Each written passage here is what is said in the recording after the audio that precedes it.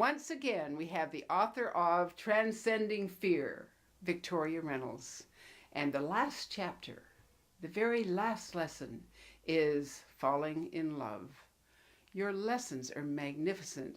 Falling in love is a sporting challenge that everybody wants to do, and most people are entirely terrified to do. Well, either that or they desperately want it, not understanding that it's something they have such easy access to. We have this perception that falling in love means getting it from someplace else, or that it's something we can possibly lose if we do get it. Because we're putting our eggs all in somebody else's basket. Precisely. That is a great description. That's exactly what it is. Because we think it's something that we have to get. We have this misperception that love is something we get from someone else. And in reality, when we feel love for someone else, it's a reflection of the love that we have within ourselves. So the more love we have for ourselves, the more we feel connected to another person. You're not going to get fulfillment from somebody else, and you're not incomplete without somebody else. You're a complete human being. You were created perfectly complete. And whole. And whole. If you have love, you are fulfilled. You don't have to find it in somebody else to give it to you. It's within yourself. To love yourself is fulfilling. And it doesn't mean arrogance, but most people think that you're not complete and you're not whole unless somebody else makes you whole.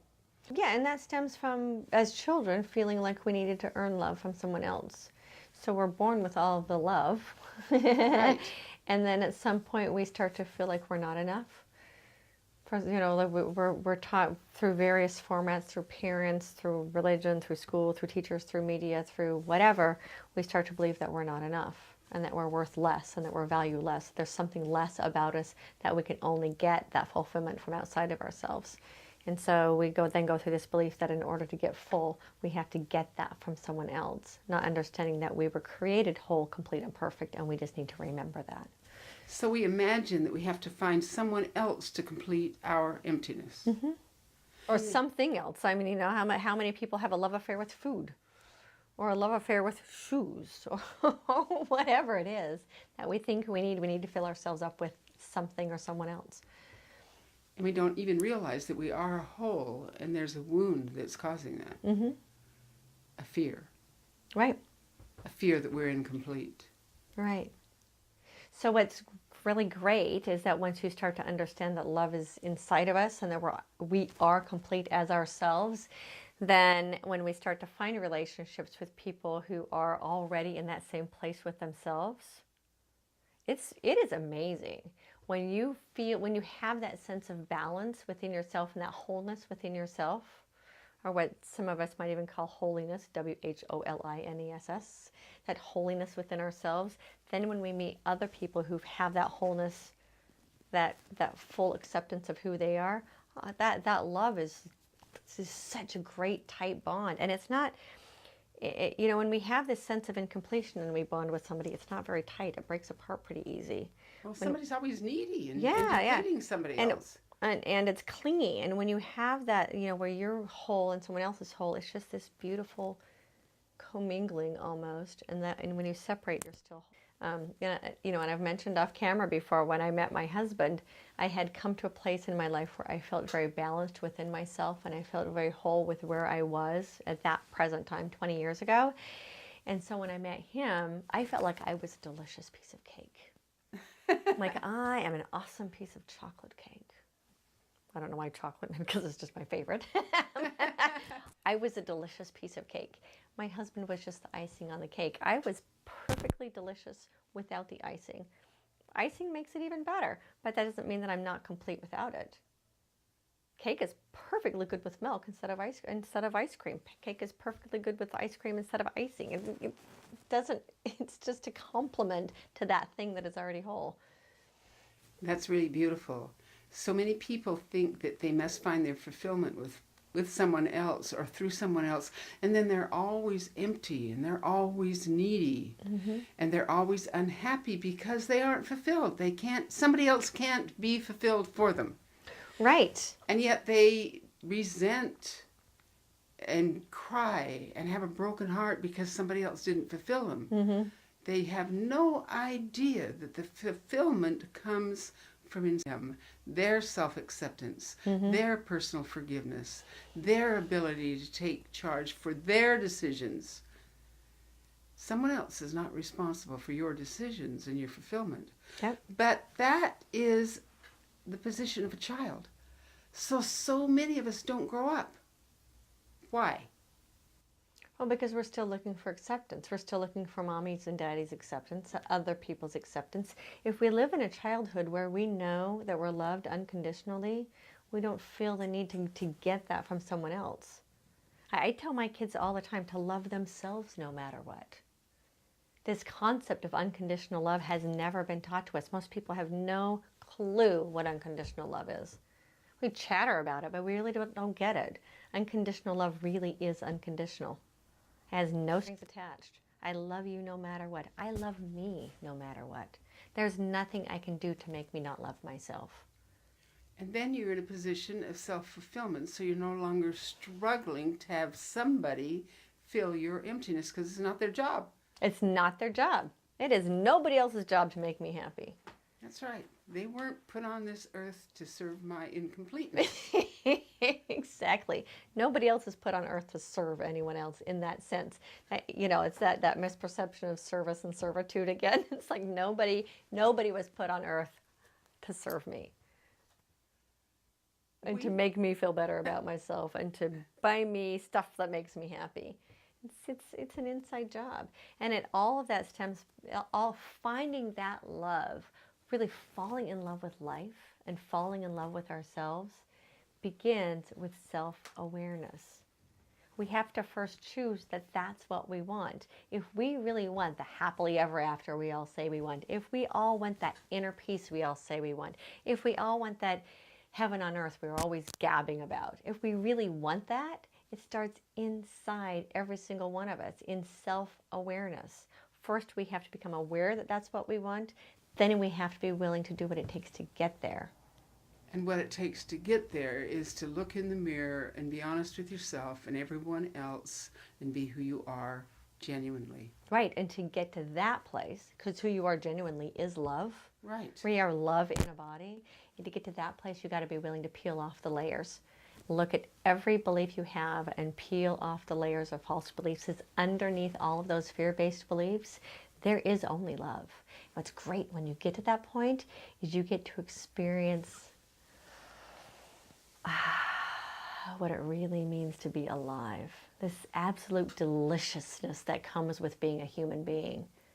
It is, the sight, sound, touch, taste, feel, getting to be human is amazing. You get to, it's delicious. There isn't any other word to explain it. That when you get to eat something, you savor that. You hear the song of birds and you get to savor it. You can sit there and look at a flower and just savor its beauty. Life is truly delicious when you learn how to fall in love with yourself, and then you get to see everything else through the eyes of love. It's really spectacular. I know it sounds goofy, and at the same time, you really can get to that point in life. When you experience that and you understand that, then you savor every beautiful moment that you share with people that can also savor that. You savor it anyway, but when you reach that point where someone comprehends that, shares that, understands that, it's really, really a bond of emotional, intellectual understanding that is beyond comprehension, because you didn't have it before. You never had it before in your life. Because you were too hungry seeking acceptance, too hungry pleasing everybody else, too hungry being afraid, too hungry wanting somebody else to fix your world. And how empowering it is to know you can do it yourself. Yeah, and it's really wild. When you go into a place where everybody has that sense of self-fulfillment, it's not selflessness, selflessness. It's that feeling of being whole and complete. And if you're not there yet, it could be like, well, this place is way too positive for me. I got to get out of here. You're way too positive. I got to get away from you. But for those of us that are there, you can tell. You walk into a place where everyone is in that space, and we all have these like radiant, beaming smiles on our face. And it's fascinating that you can be in an entire room of all of these different kinds of people, and you know your people. It's like, oh, there's one. I know that face, because it is so palpable and so radiant that you see it energetically across the room in another person, because you get that they are where you are. You do. Yeah. Yeah. Yeah, you do. You could be in a whole room of negative people and just laser focus on the person that has that same mindset, that same frame of perspective that you have, because that literally it radiates, it's palpating, and that's what you want to be around. You no longer have any interest whatsoever in hanging out with anybody with negativity, with a negative attitude, with a heavy. You can be in their presence for a few minutes, and after a while you're like, oh, I'm done with that. I don't have room in my life for negative people. Well, we have Not that I can't assist them and hope to be a teacher to help lift them up into a more positive state of being. It's just so draining. It is draining to be around negativity. If you have to be and you want to make a career out of it, helping people out of it, that's one thing. But to live in it and steep your own life in it, I think is not good. And ultimately, we can't make someone else happy. The only thing we can do is help show the way. That's right. And the choice is there. And the choice is ultimately theirs. Correct. Because we can't force our beliefs on someone else anyway. And whose right is it to force? That'd be any different. How is forcing my beliefs on someone else any different than someone else forcing their beliefs on me? Then it becomes my dogma being forced on someone else. And sooner or later, your karma runs over your dogma. Not going to happen. You're right. There's nothing you can do to make anybody do anything. Yeah, and once we choose to no longer be a victim of our past, then we get to go to that point where we love life.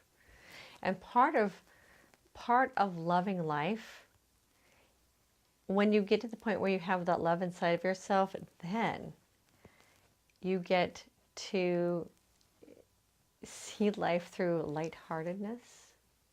You get to see the humor in the most ridiculous things. Like you get to look at your story and go, that is so absurd.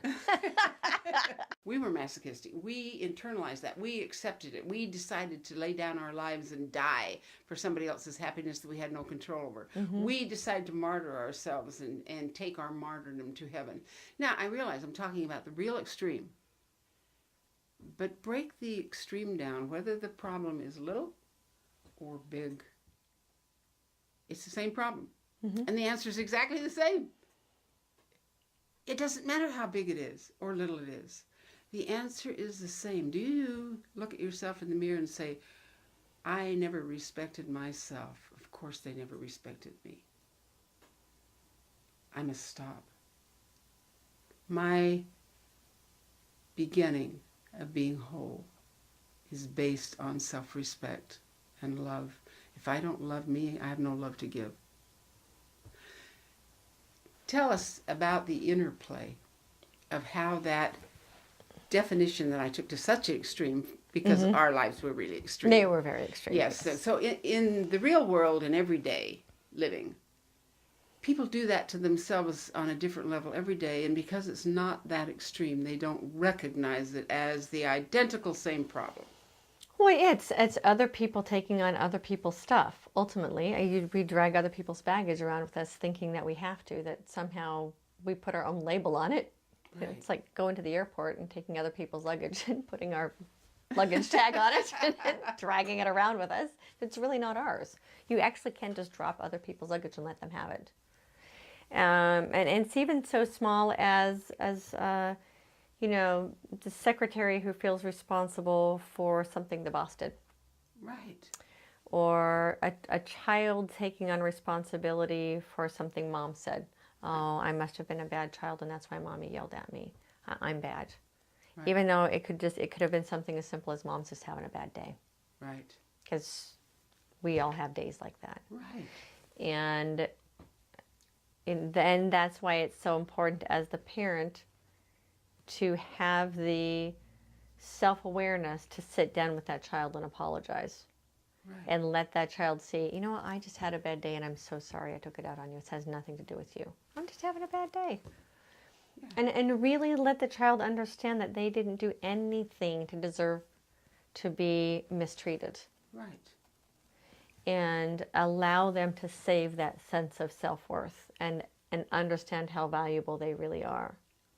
And when a child is raised with that sense of value and that sense of self-worth and knowing that they are loved, and that it is not only good to love yourself, but that loving yourself is radically important to your well-being as an adult, they grow up to be very balanced adults.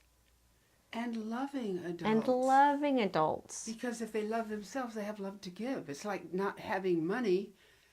When you don't have money, you can't give it. Right. Love is what you have to offer life, and you have to have it to give it.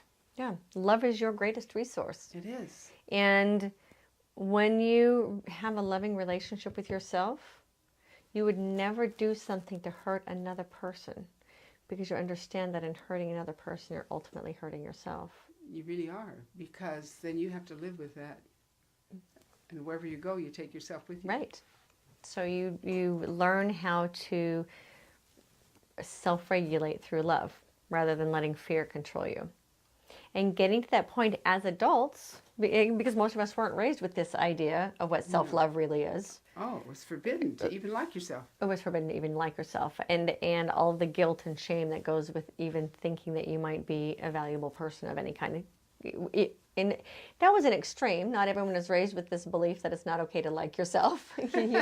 You and I were raised with that. And the belief that self-love is evil, in the misperception that self-love is the same thing as arrogance. And as we know, they're two very different things. So when we get to the space of understanding what self-love is, that's where life becomes blissful. Like, bliss really is possible. The way to get there, as I've mentioned before, is self-awareness. First, you have to decide that you are done with this old way of living. You have to get to the point where you are like, you know, I am so done with not being happy, and I'm willing to do whatever it takes to get happy. Right. I am so ready to find it inside myself, whatever it takes to find it. And then you need to be willing to peel down all of the layers of what you think you believe. That's the hard part. It's like, okay, ooh, but I've believed this my whole entire life. Well, maybe it's time to disbelieve. Maybe it's time to not believe that anymore. If you want to get to that point of love that's inside of you, you got to be willing to peel off the layers of false belief to get to it. And it's a process. You're not overnight going to say, oh, I hate myself, and the next day wake up and go, oh, I am so freaking awesome. It doesn't happen. You be gentle with yourself, because it's a process to get there. If you hate yourself one day and wake up the next day saying, I love myself, it's like, yeah, I don't believe it. You can't go from self-loathing to self-love overnight. And if for some people it's a lifetime process, for some people it's a very short process. It depends on how much you want it and how much you're willing to do the work to get there. And I guarantee you, as you know, because you've done it, getting to that space is so well worth any effort. It is. And the wonderful thing is, when you get there, you can look at those that can't get there yet, and you can forgive them, because you can look back and say, how many years did I wallow in my ignorance, and how many years was I the masochist, and thinking that sacrifice made me good, and resenting people that made me sacrifice and took from me, but I let them. And I look at that and I say, whoa, what an education. Well, and it really allows us to then see everything and everyone through the eyes of compassion. And, you know, compassion, as we know, or I think I've mentioned before, means with suffering. Right. So when we hold ourselves in compassion, first compassion for our own suffering, that's how we heal it. Right. That's what compassion means, is taking off the bandages and applying love and compassion to the wound until it heals itself. So first we hold ourselves in that compassion in the healing process. Right. And then we're able to hold that compassion for others who we see in that woundedness. And ultimately, we can hold all of humanity in compassion and see the woundedness and help heal the whole of humanity. It is possible to heal the whole of humanity, and it begins with healing ourselves. I think that once a person really understands that it really can be done, those that really want to do it are going to do it if they choose to, and there'll be a lot of people that choose to because they really want to. They don't know why they feel empty. They don't know why they feel incomplete because they're not incomplete. They haven't found their way back to their fullness of Correct. themselves. They haven't found their way back to the wholeness that they were actually born with. And which is, for me, I call that coming home to me. Yes. So when you finally come back to yourself, you realize that you were never something else to begin with. That's right, because who you are is wonderful. All of the gifts that you love are still in you. Mm-hmm. And all of the joy that you wanted to have is right there. Just take the cloud off of it. So what's so great about that is that you get to have literally a rebirth. The best part is you get to start life all over again with this whole new perspective and all of those years of wisdom on top of it. It's brilliant. You know, they say wisdom is wasted on the aged. I don't think so. Because you get that midlife transition that we all face. Inevitably, there is a midlife transition, and we get to choose what to do with it. We can take all of those years of wisdom and then do something really amazing with that midlife transition. So we can get to be who we really are on the inside and compound it on all of those amazing years of wisdom and life experiences. And reach back and make that available for other people in bondage to their pain so unnecessarily.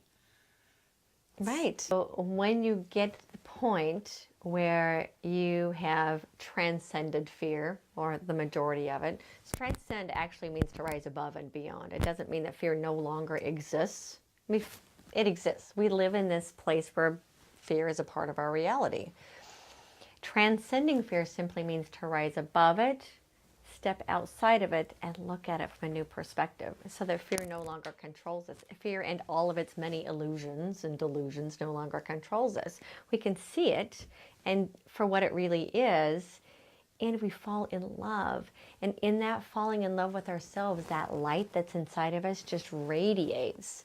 And we become the example of what is possible. We don't have to tell anyone how to live their life. We don't have to tell anyone this is what they need to do. We don't have to spew our dogma on them. It's simply a matter of walking through life in that love of who we are as an example of what's possible. And just be that.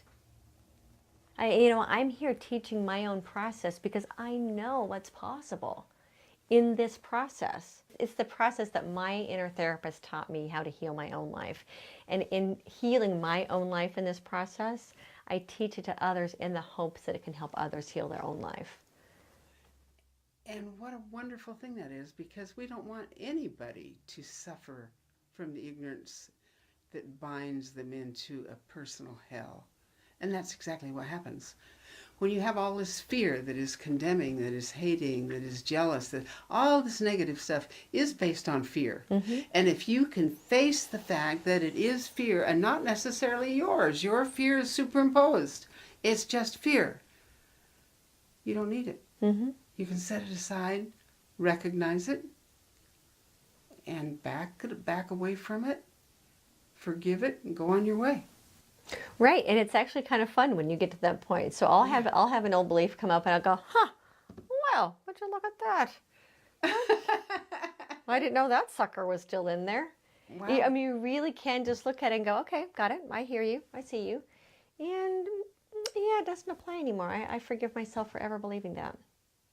And I release it and let it go.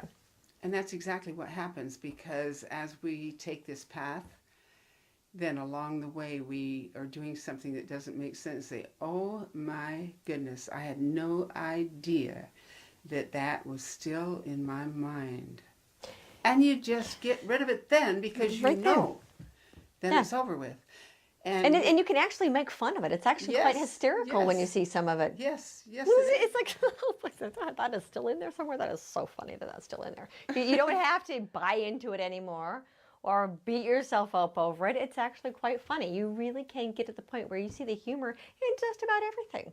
That's really what it means to lighten up. Lighten up physically, lighten up emotionally, lighten up financially, lighten up spiritually. Just lighten up.